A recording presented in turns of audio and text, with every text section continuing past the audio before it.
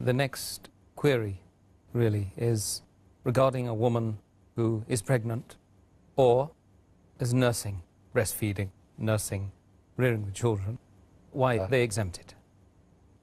According to the verse of the Quran in Surah Baqarah, chapter number 2, verse number 185, that if a person is ill and traveling, he can make up his prescribed periods of day of fasting later on. So most of the fuqahas, most of the scholars, they say that these women who are pregnant and breastfeeding, they come under the category of those who are ill. So therefore, if they want, they can abstain from fasting. But there are clear-cut Sahih hadith in which the Prophet has exempted these women from fasting. Mentioned in Sunan ibn Majah, hadith number 1667, that our beloved Prophet says, the obligation for a person to fast and part of the prayer has been lifted from a traveler. And the obligation for fasting has been lifted from a lady who's pregnant and who's breastfeeding. Our beloved Prophet Muhammad also said, it's mentioned in Sunan Nisai, in the book of fasting, hadith number 2274, that Allah subhanahu wa ta'ala has relieved the traveler from fasting and half his prayer, and Allah subhanahu wa ta'ala has relieved the pregnant woman and the woman who's breastfeeding from fasting.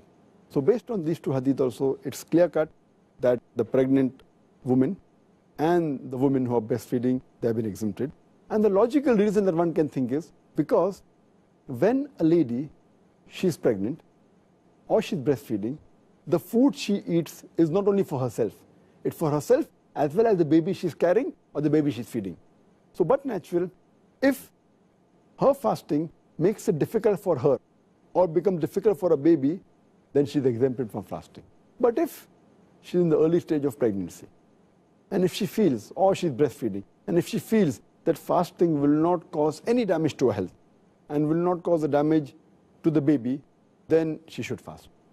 If she has a doubt, if she can do it with hardship, as long as there's no damage to herself, to her health, and the baby, she has the option to fast or not to fast. But if it's causing damage to her health or the baby, it becomes haram for her to fast. Because Allah subhanahu wa ta'ala does not want to lay a burden more than what a person can bear.